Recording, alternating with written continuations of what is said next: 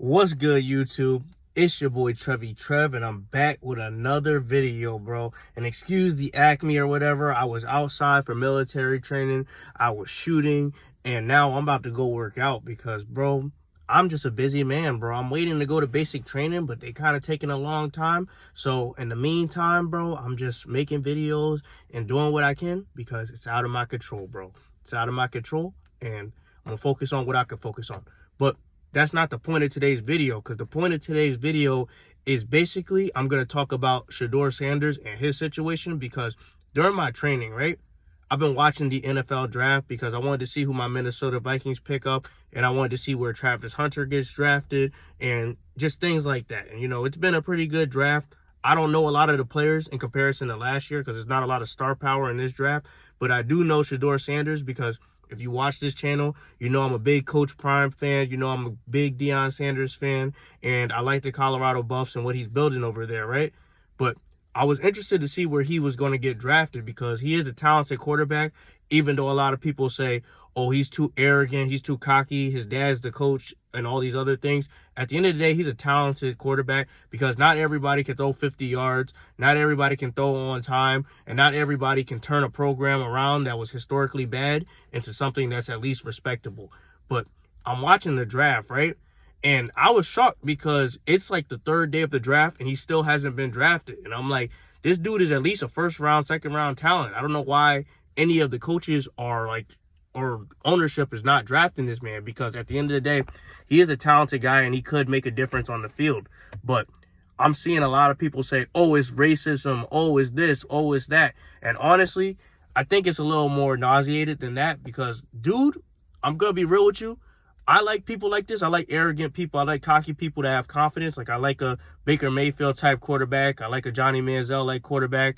I like a Shedeur Sanders quarterback, right? Like people who have confidence in their abilities and they're not afraid to show it.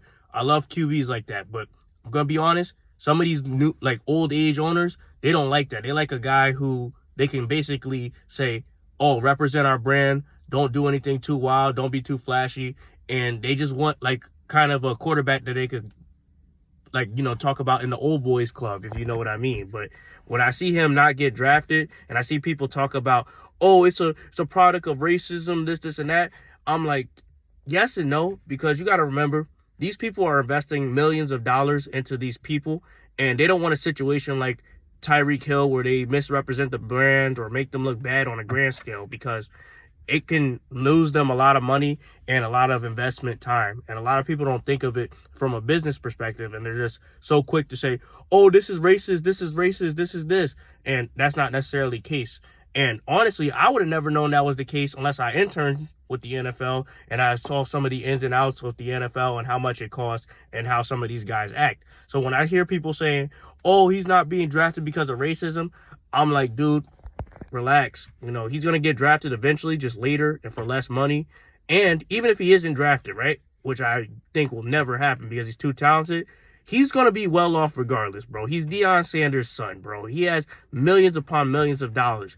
Even if he was like a bagger at McDonald's, he will be inheriting the Sanders fortune. And a lot of people, they need to understand the dynamics of things and how the world works, because I expect him to act like this. I expect him to act like this because he's a Sanders. That's his last name. You know, that's like watching Naruto and expecting an Uchiha not to be an Uchiha, bro. Like, he's like going to do what's natural with his family. He's going to do what's natural with him. And he's going to have that swagger. He's going to have that confidence. And he's going to have that skill. So if you want to invest in that, you know, invest in that. If not, that's on you. And that doesn't necessarily make it racist. That just makes it unfair.